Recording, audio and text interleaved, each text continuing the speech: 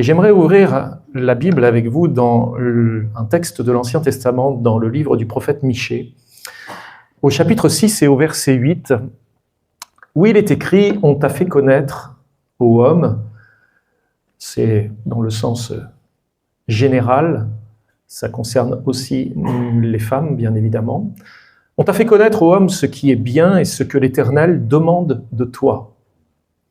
C'est que tu pratiques la justice, que tu aimes la miséricorde et que tu marches humblement avec ton Dieu. » J'aimerais, avant d'aller plus loin, prier avec vous, si vous le voulez bien. On va courber les têtes et on va prier le Seigneur. Bien, Seigneur, notre Dieu, nous sommes encore réunis, assemblés ce matin, et nous venons devant ta parole avec un cœur qui a besoin d'être instruit, peut-être aussi repris et transformé. Sans ton esprit, Seigneur, nous n'entendrons rien, nous ne comprendrons rien, et nous ne parviendrons à obéir à rien. Aussi, Seigneur, accorde-nous aujourd'hui une écoute qui soit humble, une intelligence qui soit éclairée, et une volonté qui soit soumise. Fais-nous entendre, Seigneur, ta voix dans cette méditation de Michée 6-8. Et Seigneur, s'il te plaît, change notre manière de vivre afin que nous marchions réellement avec toi. Par Jésus-Christ, notre Seigneur. Amen. Le premier point que j'aimerais voir avec vous, c'est en introduction, quand la religion remplace l'obéissance. Et on va d'abord parler du contexte de Michée, au chapitre 6. Nous sommes dans le contexte du royaume de Juda. Vous savez qu'Israël avait été séparé en deux royaumes. Il y avait le royaume d'Israël et il y avait le royaume de Juda. Et là, nous sommes dans le contexte du royaume de Juda. On est au 8e siècle avant Jésus-Christ. On est dans une période de forte tension sociale et religieuse. On pourrait dire que ça ressemble un petit peu à ce que nous vivons actuellement. Le prophète Michée prêche sous les règnes de plusieurs rois, Jotham, d'Achias et d'Ézéchias, à peu près en même temps qu'Ésaïe. Ça vous situe à peu près le moment où Michée va intervenir, poussé par le Seigneur. La société est marquée par de grandes inégalités. Les riches exploitent les pauvres. Ma foi, c'est pas nouveau. Une corruption généralisée, une religion qui est devenue formelle, et où les sacrifices sont nombreux, mais la justice et la fidélité à Dieu sont négligées. Et dans Michée 6, le texte prend la forme d'un procès symbolique. Dieu rappelle à Israël sa fidélité passée, la libération d'Égypte, la protection du peuple, et reproche au peuple son infidélité. Dans le chapitre 6 au verset 8, le verset qui nous intéresse particulièrement ce matin, résume alors l'essentiel du message prophétique. Dieu ne cherche pas d'abord des rites religieux, mais une vie marquée par la justice, par la fidélité et l'humilité devant lui. Michée 6.8 est donc une réponse prophétique à une foi vidée de son sens moral, rappelant ce que Dieu attend réellement de son peuple. Et en réalité, le prophète Michée parle à un peuple profondément religieux, mais totalement détaché de Dieu. N'est-ce pas paradoxal ? Un peuple qui est profondément religieux, mais qui est totalement détaché de Dieu. Oui, ça peut sembler paradoxal, mais cet état est bien plus répandu qu'on ne le pense. On peut satisfaire à des rites religieux. On peut venir à l'église, on peut lire sa Bible et on peut même prier, tout en étant totalement détaché de Dieu. Ça, l'être humain est capable de le faire. Et que valent chacune de ces choses si nous les accomplissons en étant détachés de Dieu ? Ça ne vaut rien. On perd son temps, on perd son énergie. Peut-être qu'on va satisfaire un petit coin reculé de notre conscience en espérant que, malgré tout, ce Dieu avec lequel on n'a pas trop de contact, ou pas du tout même, puisse se dire, cet homme ou cette femme a quand même fait certaines choses, il mérite donc de recevoir ma grâce et de connaître l'éternité bienheureuse. Le problème, c'est que ça ne fonctionne pas comme ça. Toute notre vie chrétienne doit se mener en contact avec Dieu, en relation avec Dieu, en communion avec lui. À son époque, Israël continuait d'offrir des sacrifices, d'assister au temple, de pratiquer des rites. Mais son cœur demeurait éloigné de l'Éternel. D'ailleurs, dans Michée, chapitre 6, toujours dans le chapitre qui nous intéresse, versets 6 et 7, donc juste avant le verset qu'on a lu en introduction, le peuple demande, et regardez les questions. « Avec quoi me présenterai-je devant l'Éternel pour m'humilier devant le Dieu très haut ? Me présenterai-je avec des holocaustes, avec des veaux d'un an ? L'Éternel agréera-t-il des milliers de béliers, des myriades de torrents d'huile ? Donnerai-je pour mes transgressions mon premier-né, donc son enfant, pour le péché de mon âme, le fruit de mes entrailles ? Autrement dit, que faut-il te donner, ô Dieu, pour que tu nous laisses tranquilles ? Voilà ce que disaient en clair les contemporains de Michée. Qu'est-ce qu'on peut te donner, Seigneur, pour que tu nous laisses tranquilles ? Ils s'imaginaient que Dieu leur réclamait des sacrifices extravagants, au point même de dire, est-ce qu'on doit donner notre premier-né, notre premier enfant ? Comme d'ailleurs les païens le faisaient en sacrifice du dieu Moloch. Ils offraient leurs enfants en sacrifice. Est-ce que nous, Seigneur, pour que tu nous laisses tranquilles et puis qu'on soit bénis quelque part, qu'est-ce qu'on doit faire ? C'est curieux de voir que parfois les êtres humains préfèrent se séparer de leur richesse que de leur péché. On va donner des sacrifices, des veaux, on va donner même nos enfants, mais à aucun moment il est question de traiter le péché dans leur vie. Ils veulent juste apaiser Dieu, que Dieu leur soit favorable pour obtenir ce qu'ils ont envie d'obtenir, sans à aucun moment remettre en question leur manière de vivre.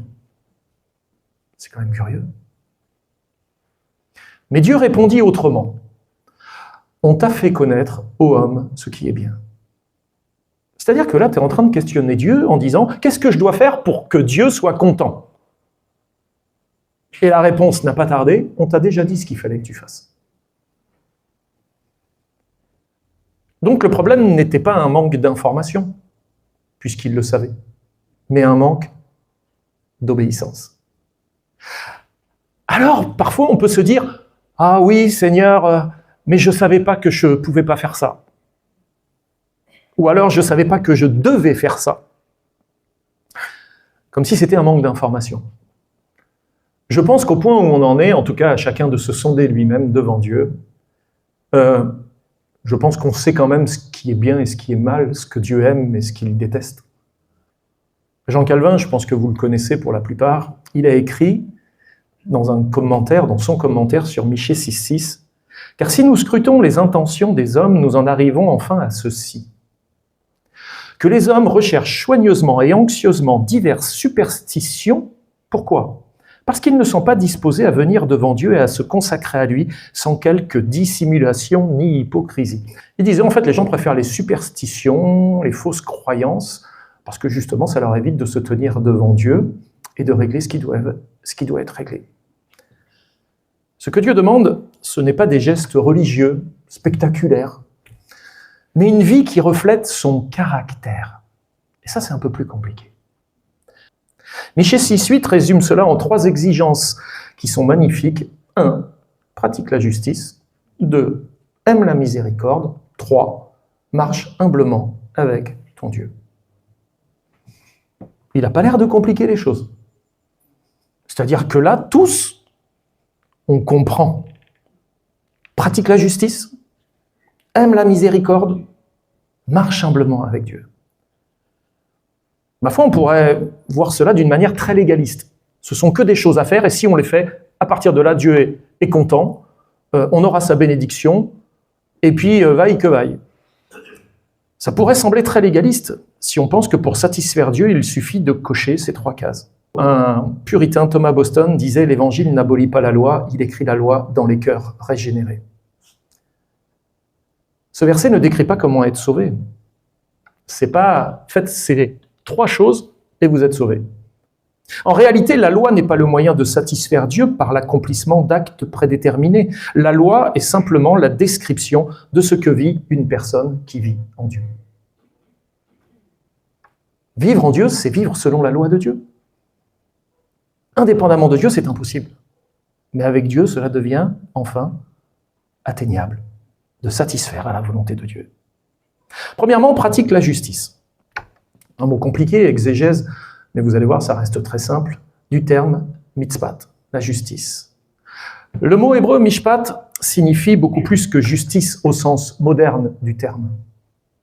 Il englobe plusieurs choses. Rendre un jugement droit, agir selon la vérité, donc ça dépasse un peu notre notion de justice, respecter l'équité, défendre la cause des opprimés, établir l'ordre moral conforme au caractère de Dieu. Et donc, quand Dieu dit qu'il souhaite que nous puissions pratiquer la justice, le terme employé, c'est mishpat. Et mishpat, c'est un mot qui est actif. Ce n'est pas un principe abstrait, mais une justice à pratiquer. Une justice que nous devons incarner, la vivre réellement. Ce n'est pas qu'une notion, c'est quelque chose qui doit imprégner les fibres de notre être, qui doit se décrire, ou plutôt se prouver dans toutes les actions que nous menons. Dans l'Ancien Testament, mishpat est souvent lié à 3 catégories de personnes. La veuve, l'orphelin et l'étranger. Pratique la justice envers la veuve, envers l'orphelin et envers l'étranger. Autrement dit, il est souvent en lien avec les personnes les plus vulnérables, en difficulté. Jonathan Edwards a écrit « La sainteté véritable consiste en une conformité du cœur et de la vie au caractère moral de Dieu. » La marche avec Dieu, la marche de progrès en progrès, c'est d'être dans une conformité de cœur avec le caractère moral de Dieu. Ce que Dieu veut profondément. L'éthique de Dieu. Voilà ce qui doit imprégner mon cœur en tant que croyant. Et pratiquer la justice, c'est refléter le caractère de Dieu. Dieu est un Dieu infiniment juste. La justice est un fruit de la grâce, non un effort humain. On ne peut pas atteindre la justice par nos efforts. Certains essaient, mais plus ils essayent de pratiquer la justice avec leurs efforts, plus ils se rendent compte que leur justice est en fait un vêtement souillé et ils ne font que de corrompre les choses plutôt que de les arranger. Une bonne théologie de la parole nous rappelle que l'homme naturel ne peut pas pratiquer la justice que Dieu demande. Certes, il peut imiter la morale extérieure, donner l'impression de... Mais son cœur reste irrémédiablement tourné vers lui-même. John Owen écrivait « Sans la grâce qui vivifie, toute justice n'est qu'un masque. » Quel constat, n'est-ce pas? Sans la grâce qui vivifie, toute justice n'est qu'un masque de l'hypocrisie. Nous ne pratiquons pas la justice pour être sauvés, nous les chrétiens. Mais nous pratiquons la justice parce que nous sommes sauvés. C'est complètement différent. Parce que Christ vit en nous, alors pratiquer la justice devient quelque chose de possible, de souhaitable. Et c'est la preuve de notre salut. Et cette vérité, Jean Calvin l'affirme fortement. Les œuvres de justice sont les fruits de la foi, non la cause de notre acceptation. Il remet les choses à leur place. Les fruits ou les œuvres de justice sont les fruits de la foi, non la cause de notre acceptation. Sans la régénération, le mishpat est impossible. Avec la régénération, il devient naturel, dans le sens, c'est pas quelque chose qu'on va s'efforcer de faire. C'est parce que c'est Dieu qui le produit en nous. On peut passer à des applications pratiques parce que c'est toujours intéressant d'essayer de rejoindre le terrain pratique de nos vies. Ou pratiquer la justice, à votre avis? Si on doit pratiquer la justice, on doit la pratiquer où? Déjà, peut-être dans le cercle le plus intime qui soit, dans la famille, non? Est-ce que vous pensez que parfois la famille peut être un terrain où se pratique l'injustice? Ah oui. Parfois dans les familles, des injustices, il y en a eu. Et comme c'est le cercle le plus intime, c'est souvent dans le cercle de la famille, quand il y a des injustices, c'est là où ça blesse le plus.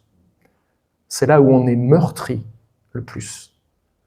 Parce qu'aucun de nous ne s'attend à vivre des injustices au sein de la famille.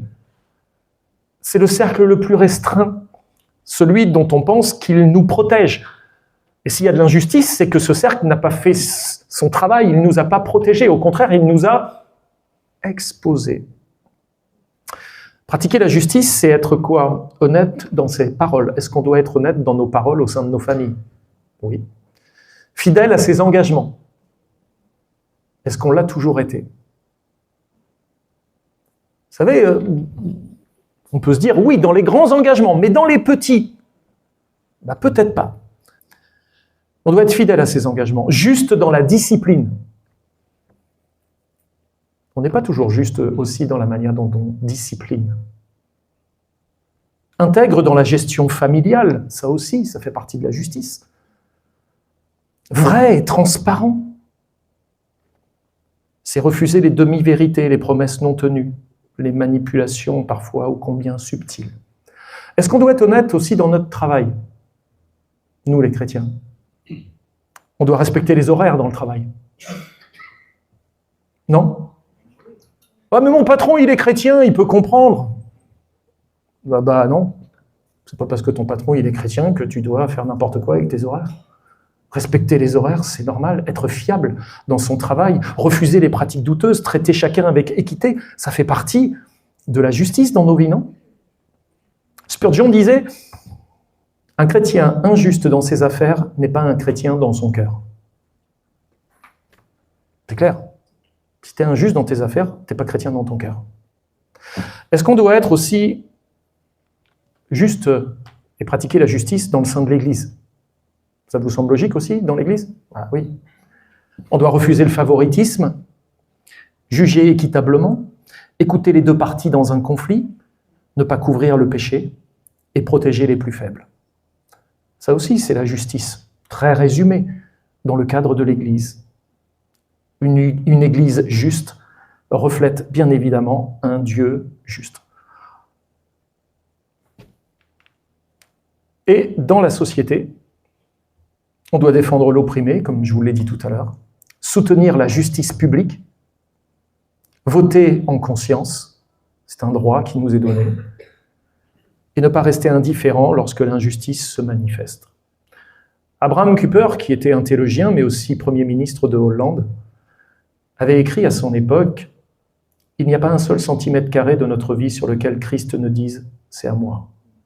Il n'y a pas un domaine dans notre vie, il n'y a pas une sphère dans notre vie où on puisse dire « là, dans ce domaine-là, bon, la justice laisse tomber, je m'arrange moi-même ». Non. Chaque domaine de notre vie, chaque sphère de notre vie, chaque terrain d'influence dans lequel nous sommes et sur lequel nous évoluons, nous devons vivre la vie chrétienne. La justice traverse en effet toute notre existence. Que tu pratiques la justice, mais aussi, deuxièmement, que tu aimes la miséricorde. C'est l'exégèse du mot chesed, miséricorde, qui est très intéressant. Le mot chesed est l'un des plus riches de la Bible. Il désigne plusieurs choses. L'amour fidèle, la bonté, la compassion, la loyauté dans l'alliance et la miséricorde active. Le chesed est un amour lié à l'alliance. Dieu aime, protège, pardonne et soutient son peuple parce qu'il s'est engagé avec lui. C'est le chesed. Il ne s'agit pas seulement de faire miséricorde, mais d'aimer la miséricorde. Certains peuvent faire miséricorde, mais pour autant ils n'aiment pas la miséricorde. Il ne s'agit pas donc seulement de la faire, mais de l'aimer. Thomas Watson disait la miséricorde est comme le soleil, elle se voit quand elle se donne. La miséricorde, elle réclame des actes concrets, pas des mots. Il faut passer juste d'un langage religieux, un langage chrétien, à des actions qui le soient. Ne me dis pas combien tu m'aimes, aime-moi. Est-ce que vous comprenez ce que je veux dire? Ah, je t'aime, frère. Je t'aime, ma sœur. Mais je m'en fous que tu m'aimes, moi. Aime-moi. Prouve-moi que tu m'aimes. Je veux ressentir cet amour. Je veux le voir par des actes. On a besoin de passer des mots à la pratique. Deuxièmement, nous aimons la miséricorde parce que nous avons tant été aimés nous-mêmes. Notre capacité à aimer la miséricorde provient du fait que nous avons été objets nous-mêmes de cette miséricorde. Dans Tite chapitre 3, verset 5, « Il nous a sauvés selon sa miséricorde. » Comment pourrions-nous retenir la miséricorde envers les autres quand Dieu nous en a donné une telle abondance? Ô combien Dieu a été miséricordieux avec chacun et chacune de nous. Quelle est l'immense dette dont qu'il nous a remis. Quelle grande miséricorde! Et la miséricorde de Dieu, c'est pas juste le jour de notre conversion. Nous la vivons tous les jours de notre vie. Nous savons que nous avons un Dieu miséricordieux. Et quand il nous arrive de pécher, c'est conscient de la miséricorde de notre Dieu que nous nous approchons de lui. N'est-ce pas? Ô combien notre Dieu est miséricordieux. Richard Sibbes disait « Il n'y a pas de pécheur trop misérable pour qui Christ ne soit pas un sauveur miséricordieux. » Quel que soit ton péché, quel que soit le tort que tu t'es fait au travers de lui, et ce que Dieu peut bien penser de la personne que tu es avec ce que tu as fait, sache que Dieu est bien au-delà de tout cela. Dieu t'aime bien plus que la gravité du péché que tu as fait. Dieu n'a pas limité son pardon à quelques péchés seulement. Plus on goûte la miséricorde divine, plus on aime en dispenser. Comment on sait que quelqu'un goûte et est au bénéfice de la miséricorde divine? Parce qu'il est lui-même, elle est elle-même miséricordieux, miséricordieuse dans sa vie de tous les jours. Comme c'est bon d'avoir un ami ou une amie miséricordieux ou miséricordieuse. Être au contact d'une personne qui ne soit pas toujours à pointer ce qui ne va pas, intolérant, intolérante, toujours à dire « Eh ben ça va pas, et ça c'est comme ça, tu dois faire comme ci. » Non, mais tu sais ce que ça veut dire être plein de grâce? Ça ne veut pas dire « j'excuse le péché », mais ça veut dire « oui, je vois ce qui ne va pas, mais je vais t'accompagner pour que les choses changent, parce que je t'aime et que je suis là pour que tu ne restes pas dans ta position. » Application pratique pour vivre le Hesed aujourd'hui. Ça vous intéresse? Premièrement, pardonner comme Dieu nous a pardonné. Ça veut dire quoi? Renoncer au ressentiment, cesser de rappeler les fautes, prier pour celui qui nous a blessés. John Owen disait « Celui qui connaît la profondeur de sa dette envers Dieu ne peut refuser de pardonner à son frère. » Et quand on refuse de pardonner, on est juste en train de prouver qu'on ne se rend pas bien compte de ce dont on a été pardonné soi-même. Deuxièmement, avoir compassion des faibles. Ça fait partie aussi des choses pour vivre le Hesed aujourd'hui. Dans l'Église, visiter, encourager, soutenir, donner du temps. Être patient envers les imparfaits. Rechercher la réconciliation. Ça aussi, c'est important. La miséricorde ne laisse pas la distance s'installer, elle prend l'initiative. Peut-être cette nouvelle année est le temps propice pour une initiative de miséricorde, de réconciliation, je ne sais pas. Peut-être que, alors que je suis en train de parler, tu as déjà un visage qui se met devant tes yeux. Prie, si c'est la volonté de Dieu, si c'est le temps, alors obéis. C'est aussi donner avec joie la miséricorde. Spurgeon a écrit que la miséricorde donne, et plus elle donne, et plus elle ressemble à Dieu. Aimer la miséricorde, c'est aimer donner. Troisièmement, marcher humblement avec ton Dieu. On va faire l'exégèse du mot yalak et tsana. Marcher et humblement.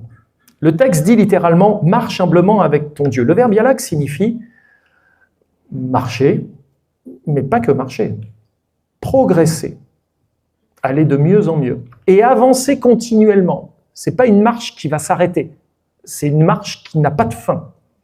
La marche dans la sanctification, c'est dans le sens de yalak aussi, c'est tout le temps. C'est un effort constant et permanent. C'est l'image centrale de la vie spirituelle, la marche. Nous sommes appelés à marcher en nouveauté de vie. Le terme sana, traduit humblement, évoque de son côté la modestie. la discrétion, la dépendance et enfin l'absence de prétention.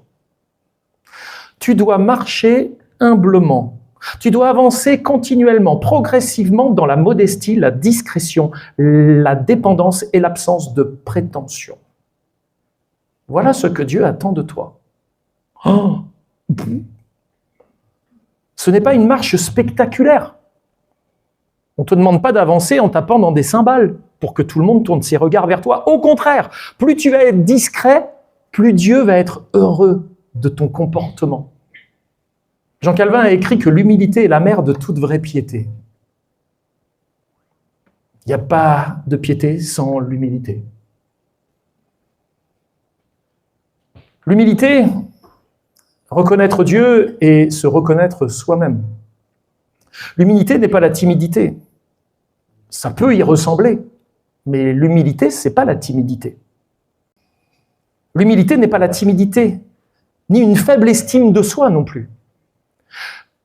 La véritable humilité, c'est premièrement reconnaître la grandeur de Dieu. Parce que c'est face à la grandeur de Dieu qu'on est vraiment humble. C'est reconnaître notre dépendance totale à Dieu. Ça, c'est la véritable humilité. Sans lui, nous ne sommes rien. C'est renoncer à la prétention. Parfois, on en a des prétentions. Je pense que quelqu'un comme moi peut prétendre à. En fait, on prétend à rien. Parce qu'on a le droit à rien. Enfin, c'est se soumettre, évidemment, à la parole, l'humilité. Edwards disait « Rien n'est plus contraire à l'esprit de l'Évangile que l'orgueil. » Rien n'est plus contraire à l'esprit de l'Évangile que l'orgueil. L'absence de prétention, voilà ce que Dieu attend de nous. Sommes-nous encore des hommes et des femmes qui ont des prétentions, des attentes, dans le but de relever l'image que nous avons de nous-mêmes vis-à-vis des autres? Troisièmement, marcher avec Dieu, c'est une communion quotidienne. Yalak implique un compagnonnage. On ne peut pas marcher seul dans la vie chrétienne, c'est impossible. On ne marche pas loin de Dieu, mais on marche avec Dieu. Owen disait, marcher avec Dieu, c'est maintenir une communion constante avec lui par la foi dans toutes les affaires de la vie. Dans tous les domaines de la vie, maintenir une communion constante avec Dieu par la foi. Voilà ce que c'est que marcher avec Dieu. Marcher humblement, c'est vivre dans la prière, dans la repentance quotidienne, pas juste une repentance qu'on a fait la première fois qu'on a entendu l'Évangile. Marcher dans la dépendance du Saint-Esprit, dans l'obéissance progressive qu'on peut appeler aussi la sanctification. Alors, application pratique, j'arrive sur la fin. Cultiver la dépendance par la prière. Parce que prier, c'est confesser qu'on est dépendant. Non ? Si je prie Dieu, c'est que j'ai besoin de lui. Si j'ai besoin de lui, c'est que je suis dépendant de lui. Donc, cultiver la dépendance par la prière. On ne marche pas avec Dieu si on ne lui parle pas. Deuxièmement, être enseignable. Être enseignable, ça veut dire accepter d'être mis en question. Ah non, mais moi, je ne veux pas être mis en question. Donc, tu n'es pas enseignable. À partir de là, il va y avoir quelques problèmes dans ta croissance spirituelle et dans la manière dont Dieu va considérer ta vie selon sa parole. Un cœur humble va admettre ses torts, va accepter d'être repris et reconnaît qu'il doit encore apprendre. Est-ce que vous reconnaissez que vous avez encore besoin d'apprendre ? Que Dieu nous garde de croire qu'on est arrivé au sommet. Mais sincèrement, on a encore tellement de choses à apprendre. Tellement, tellement, tellement. C'est aussi refuser l'orgueil spirituel. L'Église n'est pas un endroit de compétition, mais un lieu de service humble. Que Dieu nous garde de penser à l'Église comme un terrain de compétition, où on doit s'affronter les uns les autres, être mieux qu'un tel ou qu'une telle. Non, l'Église, c'est pas un terrain de compétition, c'est un lieu de service humble. Pas de plus grand, de plus petit, de moins grand, de moins petit. Il y a des personnes différentes avec des dons différents, peut-être des appels différents, des niveaux de spiritualité différents, mais ça, c'est pas grave. Au point où nous en sommes, marchons d'un même pas.